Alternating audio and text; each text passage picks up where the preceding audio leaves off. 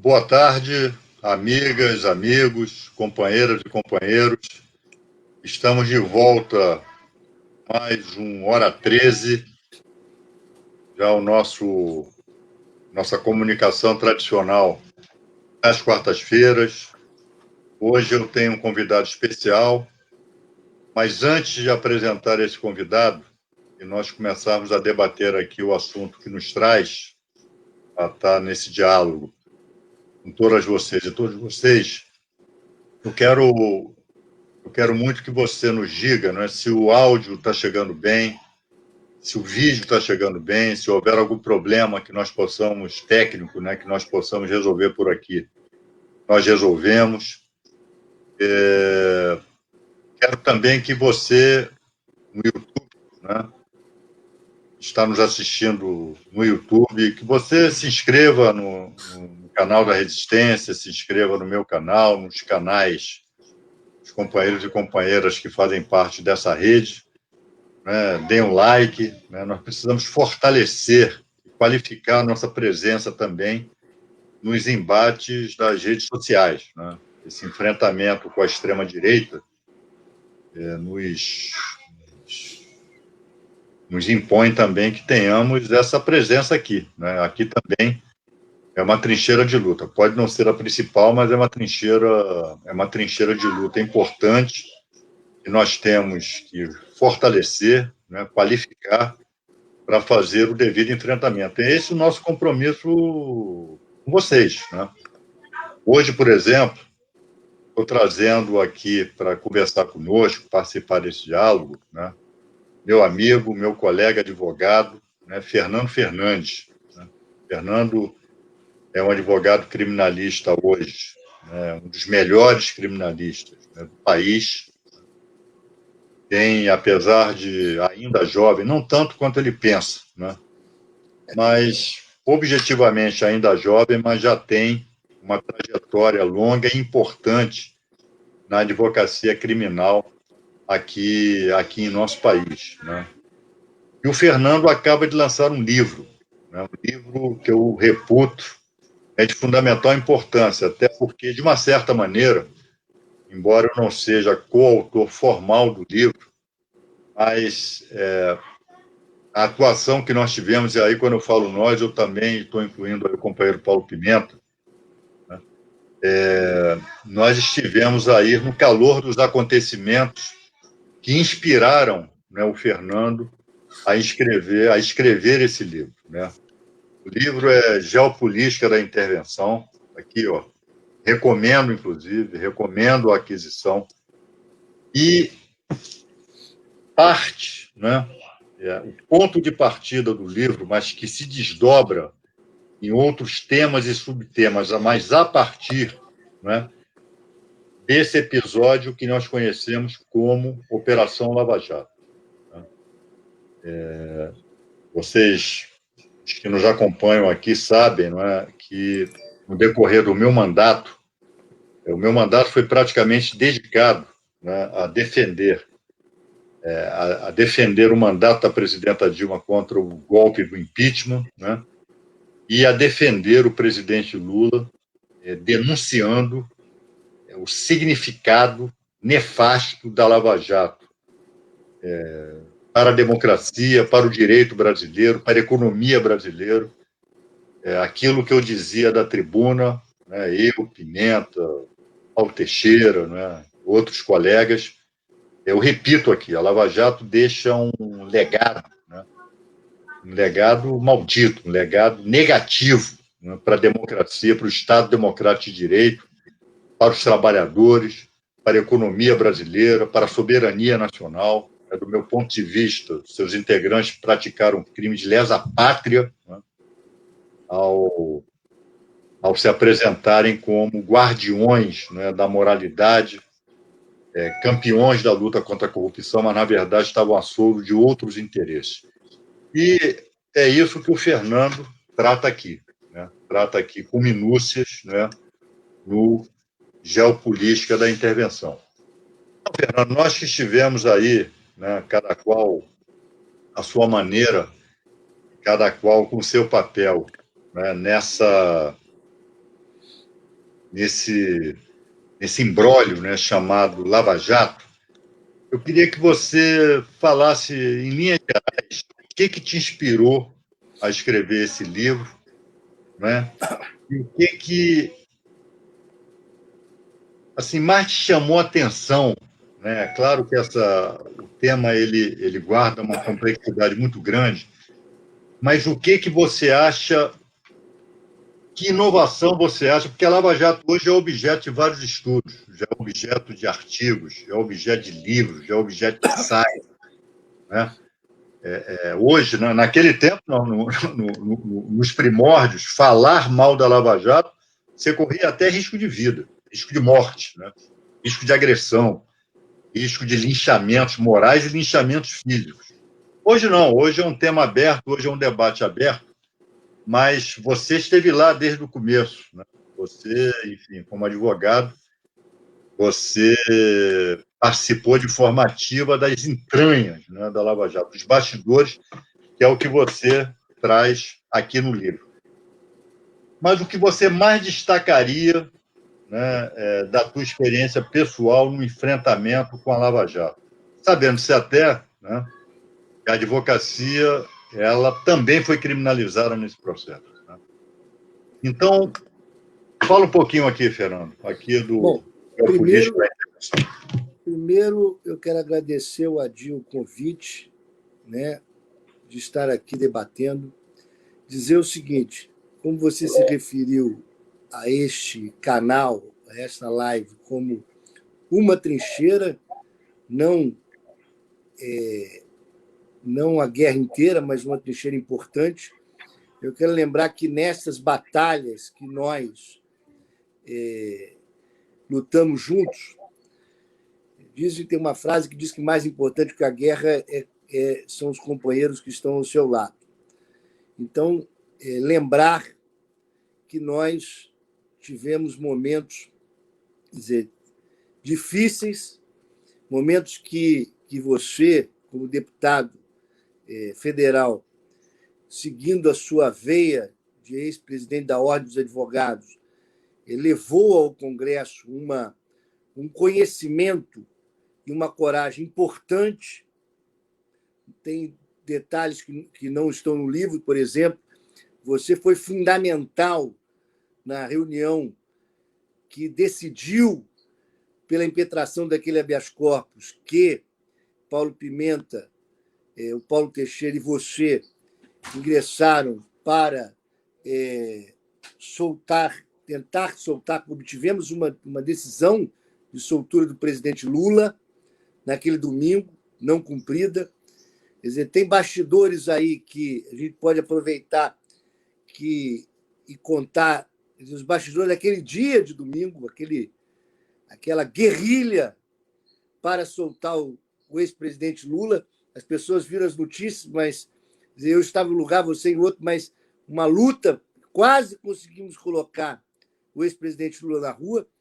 Mas o mais importante daquele momento, eu tenho dito, foi mostrar que o judiciário não pensa todo igual, que um desembargador deferiu a liminar, e ali as ilegalidades foram cometidas, e também dizer que na reclamação ao Supremo Tribunal Federal, que permitiu o Lula dar entrevistas, que foram 3 reclamações, uma da Mônica Bergamo, uma do Florestan Fernandes e uma do Lula, que, afinal de contas, só foi possível em razão de, entre Paulo Pimenta, Paulo Teixeira e minha ajuda na redação e como impetrante, o fato é que você que tinha a procuração do Lula, então você era o legitimado, nós éramos subestabelecidos. Então, esses momentos foram momentos cruciais nessa luta, e outros que você pode contar aí do Tecla Duran, nessa viagem para o Tecla Duran, que eu não relato aqui, afinal de contas, esse eu não participei. Mas eu acho que há uma mistura entre uma preparação acadêmica.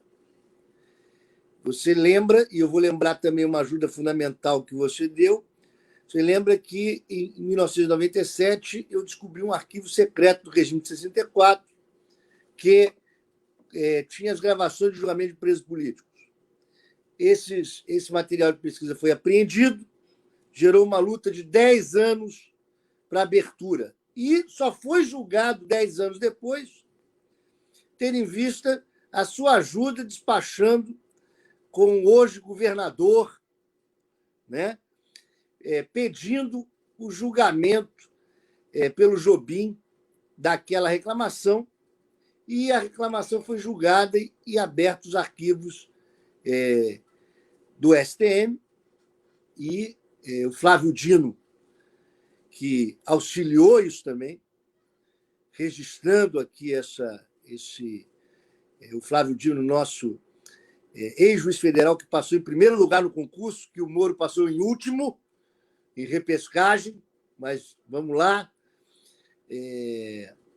Isso me trouxe, essa pesquisa lá de trás, e a tese de doutorado em ciência política, me trouxe condições de fazer uma análise temporal em relação à doutrina de segurança nacional, a formação da doutrina de segurança nacional pelos Estados Unidos, que influenciou e doutrinou os exércitos da América Latina, e, a partir disso, todos os golpes, os nossos golpes, a doutrina e o ensinamento de tortura que eles fizeram no Panamá. E, a partir dessa concepção, consegui fazer o desdobramento do que aconteceu com o DEA. Houve uma CPI no país, aliás, é algo que na sua volta aí ao Congresso Nacional, nós temos que desvendar, que é um desdobramento disso. Houve uma CPI que desvendou finanças do DEA e da CIA, a Polícia Federal Brasileira, e esse controle. E quando nós olhamos o que ocorreu com o vazamento do Wikileaks em relação ao projeto Pontes, que é o projeto de doutrinação dos nossos juízes, dos nossos procuradores, que terminam, inclusive, com uma afirmação pelo Telegrama de que é surpreendente que os juízes... Eu ontem falei, olha como é que termina o telegrama da Embaixada Brasileira, Embaixada Americana no Brasil, a Washington. Né? Palavras da vice-coordenadora contra o terrorismo, Shane Villarosa. Abre aspas. Está elogiando juízes e policiais brasileiros que militam na direção oposta à do governo eleito e seu Ministério de Relações Exteriores. Você falou de crime lesa pátria. O que nós falaríamos de juízes americanos que tivessem mantendo contato com o país estrangeiro? Estariam presos por traição. Estariam presos por conspiração, é verdade. O fato é que nós tivemos isso aqui. Então, antes de eu ingressar mais profundamente, eu acho que o que me animou a fazer esse livro foi que nós tivemos, com a pandemia, que nos dá um sentimento de luto permanente em relação a esses compatriotas que nos deixaram, estão sendo vítimas diárias, conseguimos um tempo para fazer um registro do que aconteceu nesse país, né? As lesões que a Lava Jato realizou no nosso sistema constitucional, as influências americanas a isso. Eu tenho casos concretos aqui para a gente debater, para a gente falar sobre antes da Lava Jato. Eu tive um caso anterior à Lava Jato que o Sérgio Moro recebe, e eu trago o número do ofício, etc. O Sérgio Moro recebe um ofício da Embaixada Americana e cria uma empresa falsa. Antes da lei de organização criminosa permitir sequer agente infiltrado. E o seguinte, determina agente infiltrado, coloca policiais federais para trabalhar junto com o FBI. Ou seja, nós não estamos diante de uma teoria da conspiração. Nós estamos em relação a dados reais, sérios, de autoridades brasileiras que agiram compactuadas com agentes internacionais. A Vaza Jato dá conta dos procuradores da República recebendo procuradores americanos em Curitiba. Pois é, Fernando, isso é fato hoje, isso não é especulação, é fato. Né? É fato, o FBI esteve aqui presente, o FBI foi ao Ministério Público Federal aqui no Rio de Janeiro. Né? O FBI interrogou, né, brasileiros, né, nesse processo. Você teve algum cliente envolvido na Lava Jato que teve contato com esses agentes, né, norte-americanos? Não, porque é o seguinte, na verdade é o seguinte, eu trabalhei desde a primeira fase da Lava Jato, então na primeira fase eu defendi o Paulo Roberto Costa, obtive a liminar de soltura do Paulo Roberto Costa, mas o seguinte... O Paulo Roberto Costa foi o primeiro delator? Foi o primeiro delator, eu conto aqui... Conta isso aí, conta aí para todo mundo ouvir como é que se deu isso aí. Na verdade é o seguinte, eu conto uma questão muito relevante, quer dizer, primeiro, é óbvio, quero só ratificar antes de contar a história, que foi o primeiro delator, mas já não na minha defesa. Eu não compactuo com isso e jamais compactuaria com um cliente meu ser interrogado por agentes americanos em território nacional. Jamais. Mas é o seguinte, há um capítulo muito importante no livro que chama-se O Banho, Sobral Pinto e a Primeira Delação, que eu demonstro o seguinte, que os presos ficavam 5 dias sem tomar banho de sol. Isso não é o Fernando Augusto Fernandes que está falando simplesmente. Há um parecer da Procuradoria da República perante o STJ pela concessão do habeas corpus, dizendo que estavam sendo tratados de forma desumana. Então, há um reconhecimento em relação a esse tratamento desumano. E o seguinte, nós conseguimos uma liminar para que o Paulo Roberto tomasse banho. E o seguinte, o que o Sérgio Moro fez quando acabou uma liminar essa, realizada no plantão judiciário? Mais uma prova de que o judiciário não pensa de maneira toda igual. Certo? Então, é o seguinte, o que aconteceu? O que aconteceu nesse momento? O Sérgio Moro, ao tomar conhecimento dessa liminar, manda transferir o preso para um presídio comum, claramente permitindo aquecendo com a tortura. A secretária de Direitos Humanos do Paraná, do Estado do Paraná, devolve o Paulo Roberto à Polícia Federal. E o seguinte, a partir do momento que ele chega, e isso sai no conjunto, porque nós chegamos com um habeas corpus no STJ, aonde houve o parecer do Ministério Público, o Paulo Roberto é ameaçado de que, se continuasse a exigir seus direitos humanos, iria ter consequências na Polícia Federal. E esse, na verdade, foi a estrutura que gerou a quebra da resistência dos presos. O fato é, os presos foram torturados, e não psicologicamente. Porque Fernando, você relata no livro que houve o Paulo Roberto, ele foi alvo de uma verdadeira chantagem, porque ameaçaram a filha, ameaçaram a família dele, botar todo mundo em cana. Né? Não foi isso? Certamente. Foi a partir daí que ele até então, ele vinha se mantendo altivo, né, diante dos, podemos chamar de algozes. Quando resolveu enfiar a família dele, foi que ele começou a quebrar, não é isso? A tortura, e essa tortura também. Né? Agora, quando nós trazemos um parecer do Ministério Público que demonstra isso, o objetivo é demonstrar o seguinte, o que está ali comprovado na fase 1 da Operação Lava Jato virou um mecanismo. Vamos utilizar o mesmo termo utilizado pela Netflix, ao contrário. E se institucionalizou a tortura. E o seguinte, o Sérgio Moro, há um capítulo aqui que nós trazemos a questão do texto dele, da operação, consideração sobre a Operação Manipulite, que ele claramente fala. Ele Operação diz... Manipulite, pessoal, Operação Mão Limpa, a famosa Operação Mão Limpa lá na Itália. Pois é, o Sérgio Moro faz um texto, muito antes da Operação Lava Jato, em que ele faz uma análise. Eu tenho dito o seguinte: vocês me perguntaram, mas o Moro é um intelectual? O intelectual é o Lênin Streck, o intelectual é o Juarez Tavares. Ele é um técnico de direito de conhecimento raso. Ele tem a profundidade de um Pires. Ele tem a profundidade de um técnico do direito. Ou seja, ele não tem nenhuma profundidade histórica, nenhum conhecimento amplo.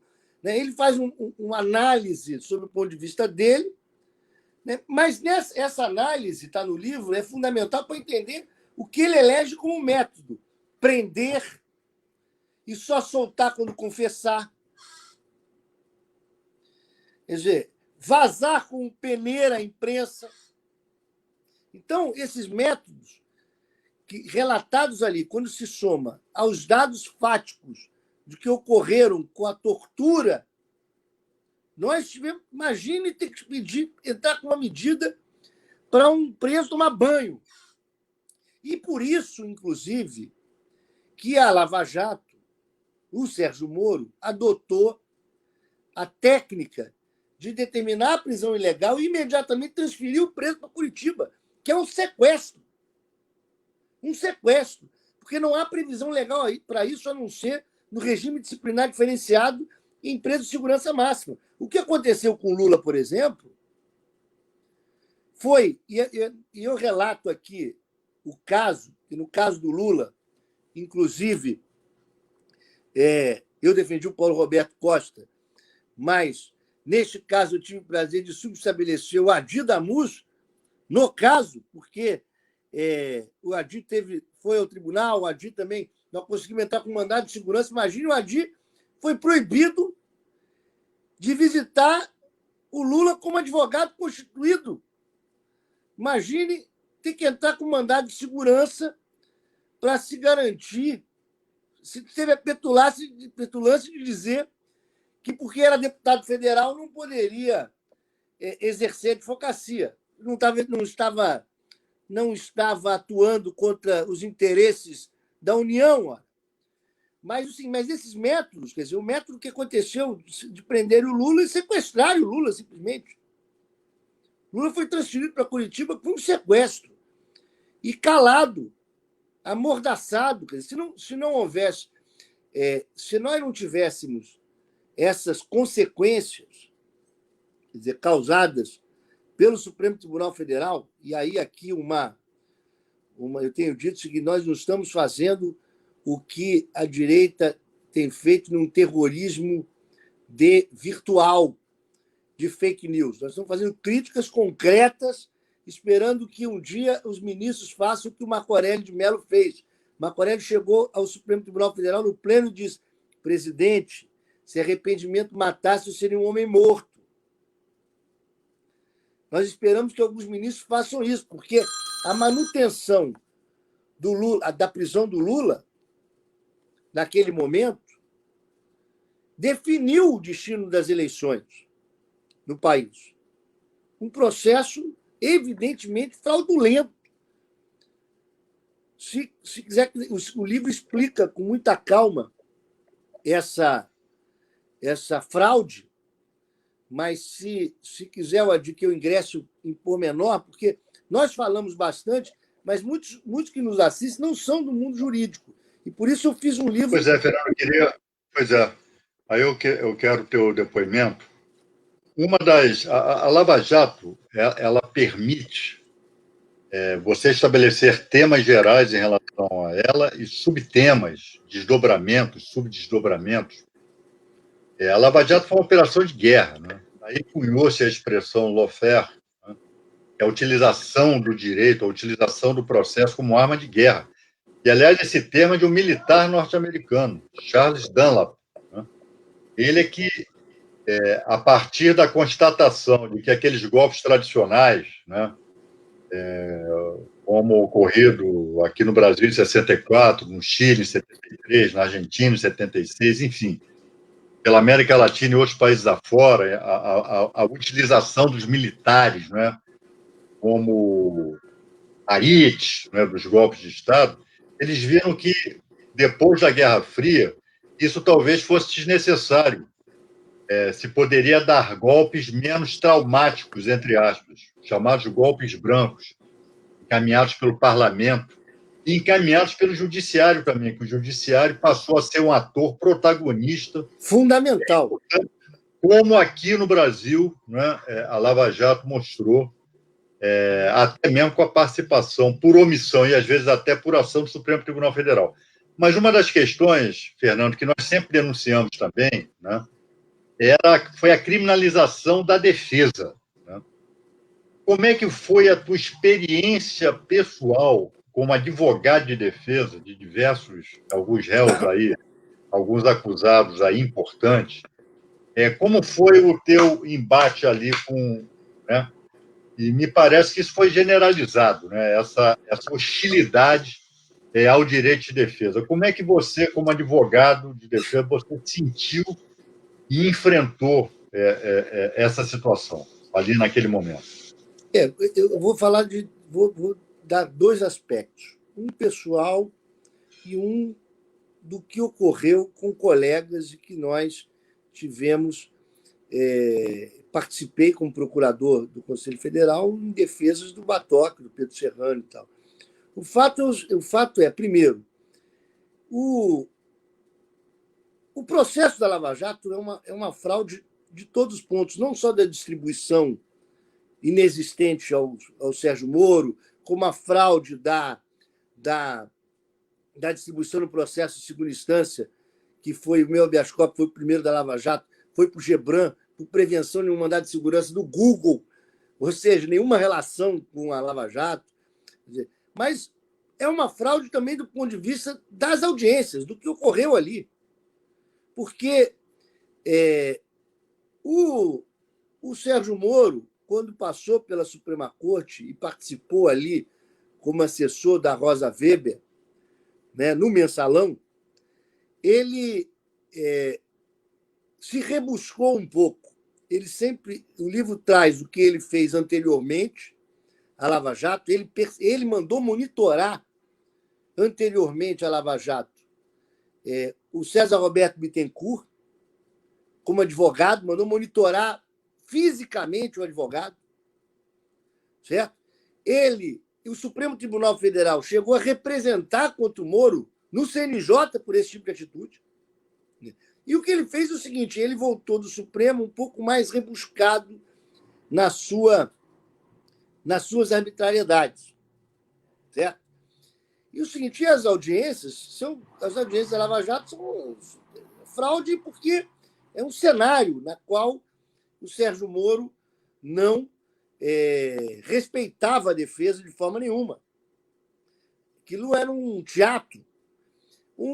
Uma cena interessante foi quando, por exemplo, a defesa do Lula, o Zanin, pediu para não gravar, quer dizer, para que a defesa pudesse gravar a audiência do Lula além das câmeras do próprio Sérgio Moro. E o que aconteceu? Ele determinou, nessa audiência, o recolhimento de todos os telefones celulares dos advogados.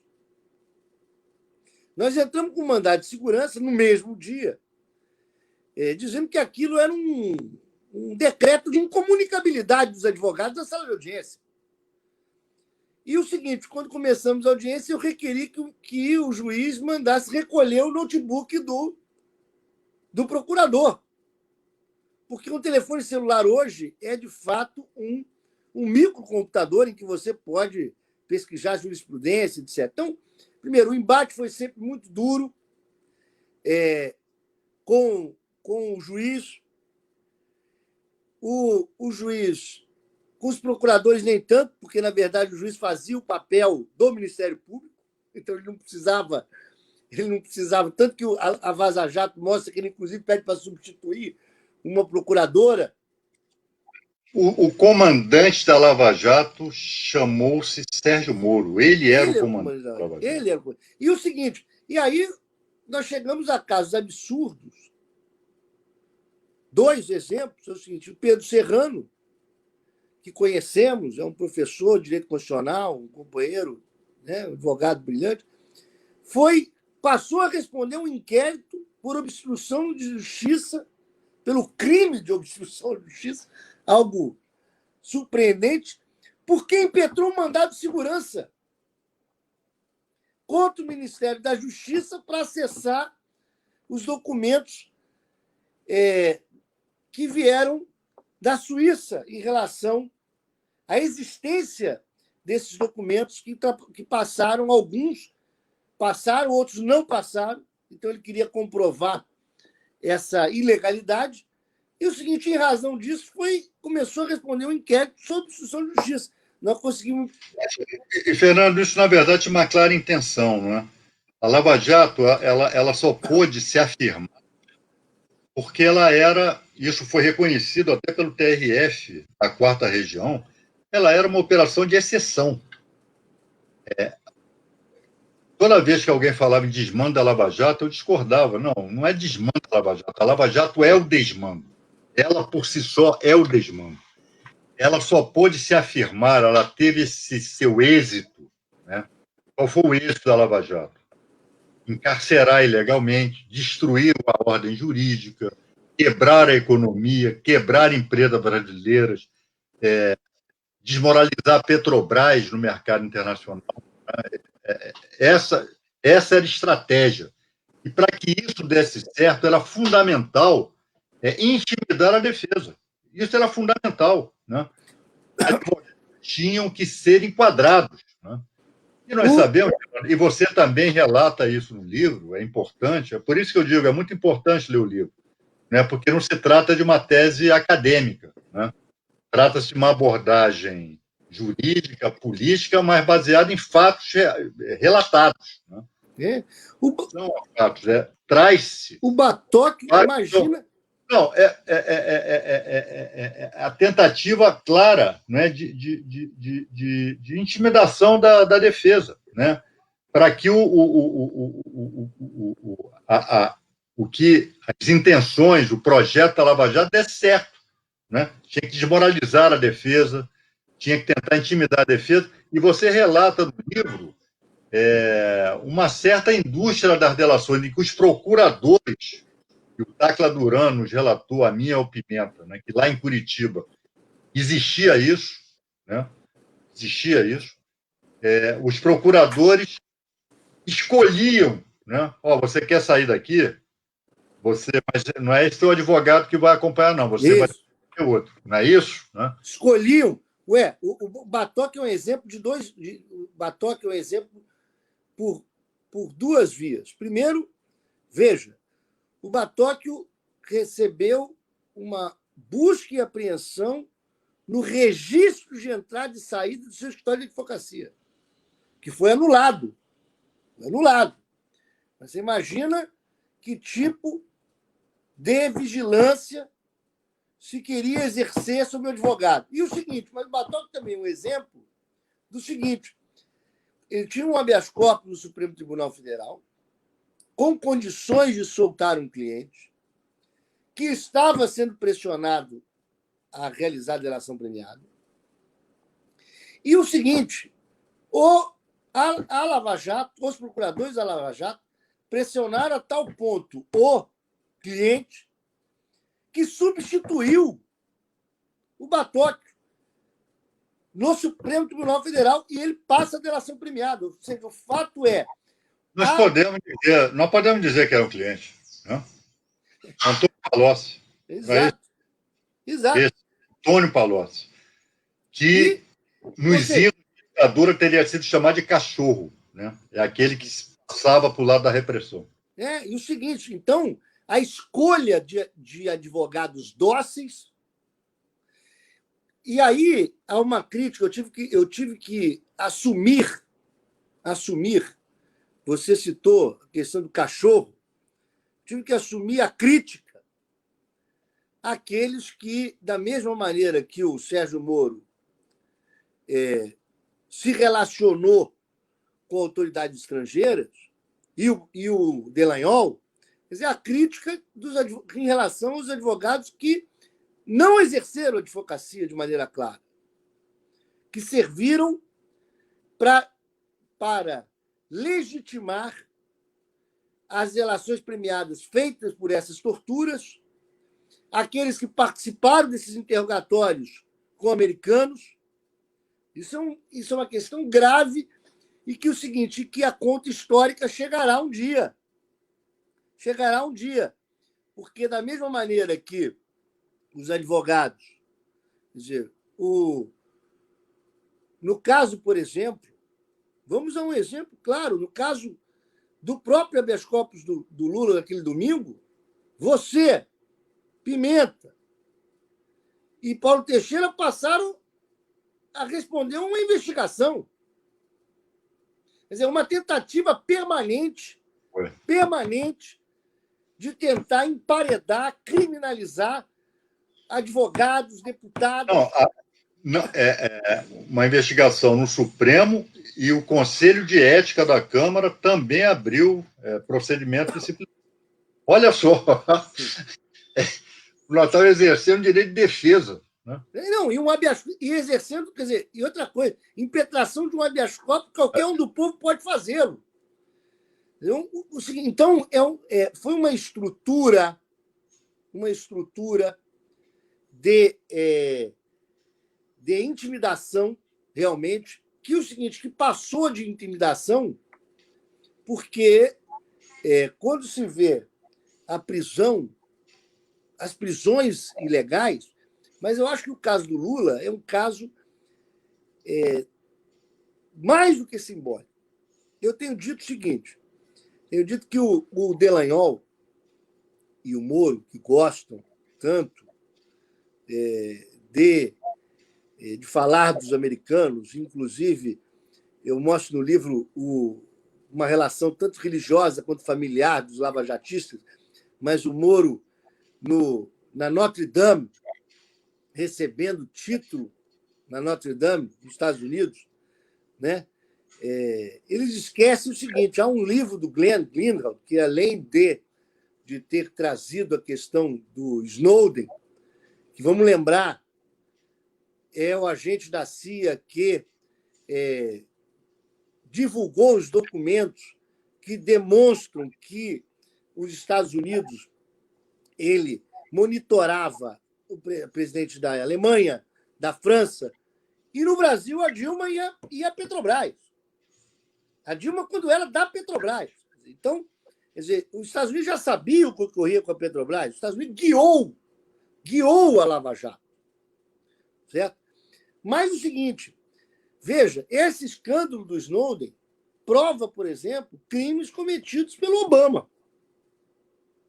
Porque o presidente dos Estados Unidos estava gerenciando essa investigação internacional. E para os Estados Unidos o problema não é que eles estavam monitorando a nós, mas que eles estavam interceptando americanos. Esse era o problema interno dos Estados Unidos. Só que o Glenn tem um outro livro que demonstra o seguinte, e ele é advogado constitucionalista, que demonstra que todos os ex-presidentes americanos, todos, que foram pegos em crimes, Nixon, Bush pai, Bush filho, Reagan, questão do Irã contra, todos nunca responderam a nenhum processo. Nenhum foi preso. E o seguinte, quando as empresas americanas de telecomunicação foram pegas contribuindo com o governo nessa ilegalidade, o Congresso Nacional fez uma lei de anistia. Então, nossas autoridades aqui imitaram um discurso americano que não é deles. Nós prendemos um ex-presidente da República por fato não criminoso. Aí, se me permite, eu queria só fazer um detalhe aqui do que é a fraude do processo. O Tribunal Regional Federal do Rio Grande do Sul, ao condenar o Lula, nega um recurso do Ministério Público que pedia que ele fosse condenado por 3 contratos da Petrobras. E diz o seguinte: negamos o recurso do Ministério Público porque o Lula não está sendo condenado por nenhum dos contratos da Petrobras, está sendo condenado por todos os atos de corrupção do seu governo. Ou seja, na verdade, está sendo condenado por nada, por fato nenhum, porque... Era uma espécie de tribunal de Nuremberg. É uma coisa... Quer dizer, se começou a questão da teoria do domínio do fato, se deturpou a teoria do domínio do fato no mensalão e se chega ao ponto de condenar o presidente da República por algo que... por nenhum ato. Quer dizer, então, o processo é uma fraude absoluta. Prendemos o presidente da República. E assim, nós podemos, eu posso, você pode, né? Porque nós estivemos lá dentro. O presidente Lula foi um prisioneiro político. No dia do habeas corpus, aí é um relato que eu posso dar, porque eu estava lá em Curitiba, né? Você não estava, eu estava. Né? Nós fomos, enfim, impetramos o habeas corpus, e eu viajei para Curitiba, juntamente com o Paulo Pimenta. Nós fomos acompanhar, né? Nós pedimos a ordem, né? Estamos aguardando o plantonista, né, desembargador Favreto, apreciar. E ele deferiu a ordem. E nós fomos, eu, além de Petranche, advogado, né, do presidente Lula, procuração constituída nos autos, depois mentiram dizendo que eu não tinha autorização do presidente, eu tinha procuração. Correto, testemunho. Né? Aliás, o subestabelecimento veio de você. Né? E fomos lá cumprir a ordem. Rapaz, quando eu me apresentei, né, já com a ordem, olha, eu vim aqui, soltaram o ex-presidente Lula, foi deferida aqui uma ordem de habeas corpus, um policial, eu pensei, sujeito grosseiro, né? Peraí, não é assim não, nós vamos aqui examinar direitinho, e ali eu comecei a perceber, e eu estava sozinho ali, porque o Pimenta não pôde entrar. Né? Pimenta não entrou. Eu percebi que, bom, vai se gerar aqui, vamos começar a tentar ganhar tempo. Veio depois lá, digamos, o carcereiro do presidente, o agente Chastal, muito educado, né? E, aliás, tratou o presidente Lula muito bem. Nós, num dado momento, até pensávamos que o Chastal fosse um espião, mas não, né? Ao contrário, ele ajudou a tornar os dias do presidente Lula menos piores, né? Naquelas condições de prisão. Mas ele veio e falou, olha, o senhor agora, só um momentinho aqui, eu tenho que ligar para o doutor Sérgio Moro para saber como proceder. Eu falei, Chastal, olha só, o Sérgio Moro não tem nada a ver com isso. Isso aqui é uma ordem de um desembargador mandando soltar o presidente Lula. Então, ali eu percebi, Fernando, que o Moro tinha, na verdade, o presidente Lula como uma espécie de troféu. Era dele. O corpo do presidente Lula pertencia, na visão sociopática de Sérgio Moro, né? Pertencia a ele, Sérgio Moro. Né? E, rapaz, eu acompanhei para e passo todas as protelações para que a ordem não fosse cumprida. Né? O presidente do TRF, Thompson Flores, o então presidente, o relator de Abrão Neto, claro, o próprio Sérgio Moro, estava de férias. Né? E o senhor Raul Jungmann, que era o ministro da Defesa, né? Que ele que comandava a Polícia Federal, na verdade, né? Abriu mão do seu comando para Sérgio Moro. Então, na verdade, Sérgio Moro é que mandava no Ministério Público, mandava na Polícia Federal, e ele, Sérgio Moro, não permitiu. Mandava mais que o presidente do TRF, mandava mais que o Supremo Tribunal Federal, e ele não permitiu, né? Acabou ganhando o tempo necessário para que o presidente Lula não se livrasse da culpa. O presidente Lula foi um preso político e foi sequestrado para Curitiba e mantido sob censura absoluta durante toda a eleição. Quer dizer, e aí, terrivelmente, nós tivemos, pelo Supremo Tribunal Federal, e eu acredito que ainda tenho crença que o Supremo Tribunal Federal há de reconhecer e anular esse processo, né? Esperava que o Celso de Mello saísse tendo proferido o voto que anularia. Mas é o seguinte, mas o Supremo precisa... Nós sabemos, o ministro Celso de Mello foi um ministro de porte jurídico e tal. O ministro Celso de Mello era um apoiador da Lava Jato. Não, foi... Eu acho que é o seguinte... Vamos deixar as coisas claras. Né? Neste ponto, o Celso Registro manchou a sua trajetória no Supremo Tribunal Federal.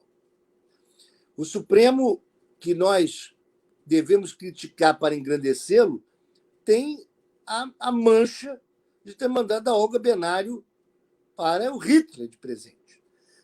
E o seguinte, nós precisamos da Suprema Corte, porque só é possível superarmos esse momento que nós estamos vivendo, quer dizer, um momento que o Supremo, por exemplo, determinou a prisão de um senador da República, que não pode ser preso senão em flagrante delito do crime inafiançável. Afastou um senador da República, eu falei de Delcídio, afastou o outro, que foi o Aécio Neves. Quer dizer, o Supremo, nós precisamos fazer com que o Supremo Tribunal Federal retorne, primeiro, à sua posição de não se substituir à classe política. O Supremo não tem a função de substituir ao Congresso e resolver limpar a classe política, que é algo que não cabe ao juiz. E nós precisamos que o Supremo, então, reconheça esses erros terríveis que cometeu, seja isso, seja o seguinte, seja o que aconteceu com o habeas corpus do Lula no Supremo, que a pauta do Supremo Tribunal Federal foi manipulada para se colocar o habeas corpus do Lula e não as ações diretas de inconstitucionalidade. O habeas corpus do Lula foi negado por diferença de um voto. Naquela noite, a maioria do Supremo, tem que falar a maioria, né, para não pensar que foram todos os ministros, né? A maioria, de 6-5, se curvou acovardada pelo destampatório do então ministro, chefe do Exército, comandante do Exército, general Vilas Boas, que fez ameaças ao Supremo, nesse episódio, já que nós criticamos anteriormente. O ministro Celso Mello se engrandeceu, que ele respondeu ao general Vilas Boas, mas a maioria se curvou acovardada, né? Porque o Vilas Boas praticamente disse: se vocês libertarem esse sujeito, nós vamos intervir. Ele disse isso. Né? Para bom entendedor, meia palavra abaixo. E a maioria... Ele escreveu em Twitter que hoje você não pratica mais ato administrativo oficial, hoje você se comunica por Twitter. Né? E o Sérgio, o Supremo se quedou acovardado. E, Fernando, eu me lembro, rapaz, em diversos julgados do Supremo, com o nosso pessoal que está nos acompanhando aqui, que não é da área de direito, o Supremo, como o nome está dizendo, ele é que é a referência das demais cortes do judiciário. Né? A jurisprudência do Supremo é que é mencionada, os votos dos ministros do Supremo, é que a praxe assim estabelece, é que são mencionados, é que servem de referência para a orientação dos demais juízes, né? Dos tribunais, dos juízes de primeiro grau. Havia ministro Supremo que citava Sérgio Moro como autoridade jurisprudencial. Como disse o juiz Sérgio Moro, é inacreditável. Né? Quando o balanço histórico for feito, e pessoal, não é aqui aqui não estamos aqui numa relação de amiguismo, não para eu lançar o livro do Fernando, não, porque o livro é importante mesmo. Livros como esses vão ser importantes no balanço histórico, porque boa parte da institucionalidade brasileira não se sai bem no episódio Lava Jato. e, inclusive, parte da advocacia. Vamos aqui só apontar o dedo para os outros, não. Inclusive, advogados e advogadas que se especializaram em delação premiada e ganharam muito dinheiro com isso. Vamos deixar isso aqui claro. Né?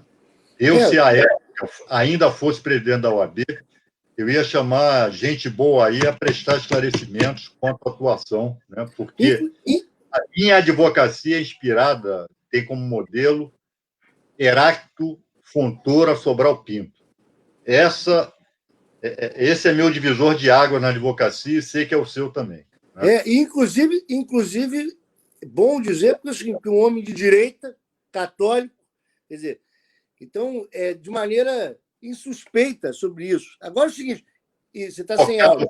Colocar os seus princípios acima de tudo. Exato. E o seguinte, na questão da advocacia, nós tivemos aí advogados que atuaram em uma delação, o delator delata um segundo e ele vai defender o segundo, como se não tivesse interesses conflitivos. Então, é o seguinte, eu acho que esse ponto é um ponto corajoso e difícil nosso, porque é fácil criticarmos o Supremo, fácil criticarmos a mídia, que, inclusive, tem jornalistas que estão sendo corajosos, dizendo que o jornalismo exerceu não o papel de jornalismo, nesse momento histórico, exerceu o papel de assessoria de imprensa da Lava Jato. E quando nós assumimos para nós, advogados, essa exposição de demonstrar os erros cometidos pela Ordem dos Advogados, que a Ordem dos Advogados ela pediu o impeachment da Dilma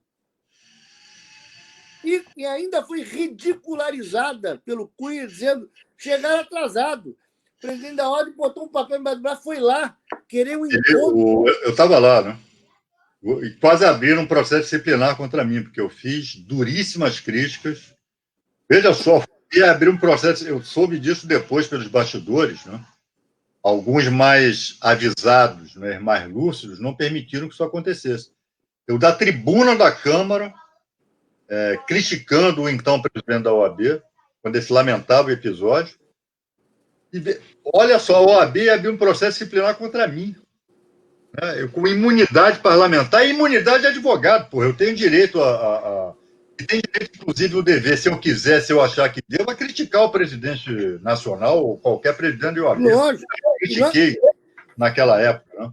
E o Eduardo Cunha não recebeu. Ele teve que botar a peça dele lá, foi lá protocolar e o Eduardo Cunha sequer... Uma outra coisa que eu tive que fazer uma opção muito clara no livro, e é difícil, foi relatar o grave problema que você relatou do provimento da Polícia Federal de Curitiba, que limitava a visita, não só ao presidente Lula, mas limitava a visita de advogados àquela carceragem. E o seguinte, nós tentamos fazer um mandado de segurança e fomos impedidos. Quer dizer, isso aí é importante para demonstrar o seguinte, nós estamos exigindo da ordem uma posição em relação a esse tipo de assunto, porque não é possível se admitir ilegalidade em nenhum nível. Em nenhum nível. Nós, quer dizer, o livro... Ainda mais quando se trata de prerrogativas da advocacia. Pô, então, para que existe a OAB? E do direito da dignidade da pessoa humana, do cidadão encarcerado, que não deixa de ser cidadão por causa disso. E, Fernando, e você vai me permitir, é claro, né, que você participou disso também, eu faço uma ressalva aqui, né, e o episódio já foi relatado pelo Fernando, quando eu fui impedido pela juíza da execução. Pessoal, a Lava Jato era uma organização, tá? Não é Sérgio Moro só, não. Eram vários juízes, né? Essa diligência imoral e ilegal no escritório do Batoca, quem determinou não foi o Sérgio Moro, ele nem era mais. Ele já estava...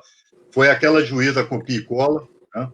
Não é o nome dela? É Adriana... Não, esqueci. É conhecida como copia e cola. E a juíza Carolina Lebos, que era a juíza da execução, que não me permitiu acesso ao presidente Lula, Eu procurei a OAB do Paraná, e a OAB do Paraná prontamente impetrou um mandado de segurança exitoso, né? E foi concedido a liminar até pelo próprio relator, né, Gebran Neto, né? Mas faça-se aqui a ressalva, né? Mas, de qualquer maneira, há episódios em que a OAB, na Operação Lava Jato, também não saiu bem. Eu acho o seguinte, nós estamos colocando que de maneira macro, a ordem... Juíza Gabriela Hart. De maneira macro, a ordem não exerceu o papel que ela deveria. Exerceu algumas defesas de prerrogativas pontuais, mas essa crítica nós fazemos porque nós desejamos, da mesma maneira que nós desejamos para o Supremo Tribunal Federal. Eu acho que a coragem que o Adi, aí, nosso companheiro Adi, teve nessas denúncias como deputado federal, nós precisamos ter quando falamos. Eu inicio o livro com uma frase do Edward Snowden, que diz o seguinte: a verdadeira medida do valor de uma pessoa não está naquilo em que ela acredita, mas sim no que ela faz pelo que ela acredita. Se você não agir em nome do que acredita, provavelmente suas crenças não são reais. Então, é duro, muitas vezes, expor, e o livro, de certa maneira, ele não é agradável, mas ele é verdadeiro, expor as feridas que nós tivemos no Supremo Tribunal Federal, que nós tivemos na advocacia, as influências americanas, mas o objetivo disto é fazer um registro histórico que servirá, sim, ao futuro entender a operação, a esse momento histórico, contribuir para que as pessoas, e especialmente os que não são advogados, possam entender a tradução do que nós vivemos ali, das fraudes, dos absurdos, e etc. E, com essa exposição, fazer com que nós possamos entender essas feridas, curar essas feridas. Quer dizer, nós não estamos vivendo só a Covid-19. Nós estamos com um grave problema de desvio da democracia no Brasil, que nós precisamos cuidar disso com muita cautela, né? A religião, eu mostro o seguinte: como o Sérgio Moro é um católico ilustrado, não estou falando contra o catolicismo, estou falando contra uma linha do catolicismo, católico ilustrado, que tem como princípio o fingimento. Há uma demonstração disso, inclusive com discurso de juízes no regime militar sobre este ponto, né, de fingir que não é. E por isso que ele o tempo inteiro fingia que não dava entrevista e vazava para a imprensa, fingia que era modesto, mas se adorava como super-homem. E o seguinte, manipulou o Sérgio Moro. É incrível ainda ver notícias de possibilidade de se candidatar. Porque você imagina o seguinte: ele é um traidor do ponto de vista de ter traído o direito aprendido do Lula para virar ministro, e o seguinte, não conseguiu sequer ficar como ministro. É reconhecido como um traidor até pela linha mais dura e radical, que é o próprio governo atual. Considerado traidor até pelo próprio Bolsonaro, de quem Bolsonaro que é cria da Lava Jato. Mas, Fernando, como eu te disse, quando você olha para o relógio, você vê que o tempo já passou, né? Então, a gente já estourou aqui o nosso tempo de 1 hora, mas eu quero voltar com você, depois eu vou combinar isso, separar alguns temas que o livro traz, alguns episódios, para a gente tratar especificamente, mas sempre sem perder o foco do que significou a estratégia. A Lava Jato é uma operação de estratégia do neoliberalismo, comandado pelo Império Americano aqui no Brasil. É assim que nós temos que entender a Lava Jato. Se a gente não conseguir entender dessa forma, nós não vamos conseguir entender. Para alguns que são contrários, vai parecer, né, que se tratou de desmandos, né, de meia dúzia de juízes e procuradores, mas não se tratou disso. Isso foi apenas uma forma. Né? A Lava Jato tinha um projeto, a Lava Jato era uma estratégia, era uma operação urdida, né, e que teve seu êxito. Infelizmente, ela foi exitosa. Para o mal do Brasil, ela E foi ainda não acabou, né? E ainda não acabou. Se ela está cambaleante, mas o lavajatismo está firme e forte, porque isso contaminou diversas outras esferas do sistema de justiça brasileiro. Né? Nós somos o país hoje com a terceira ou segunda maior população carcerária do mundo. Mas isso vai ser assunto para outro bate-papo, para outra conversa. Fernando, eu quero te agradecer muitíssimo. Né? Fernando estava de terno aqui quando eu pedi a ele, né? Porque eu ia ser desmoralizado, né? Ele de terno e eu, porra, aqui esporte. Mas ele Mas né? quero agradecer também e dizer o seguinte: eu prometo na próxima não vou estar de terno. Eu, infelizmente, tive um compromisso profissional, mas Claro. hoje em home office não tem mais sentido. Perfeito. Mas então quero te agradecer, né? Repito, pessoal, é importante, tá? É importante ler isso aqui, ler o livro, leiam outros artigos. Não adianta só a gente bradar contra a Lava Jato, nós temos que entender o que foi a Lava Jato. Né? E é essa a contribuição importante que o Fernando está trazendo aí com seu livro Geopolítica, né, da Intervenção. Então, pessoal, muito obrigado aí, aí pela paciência, pela boa vontade, mas tenho certeza de que vocês gostaram da conversa. E na próxima quarta-feira nós voltamos com mais um Hora 13, tá? Um abração para vocês. Fernando, obrigado.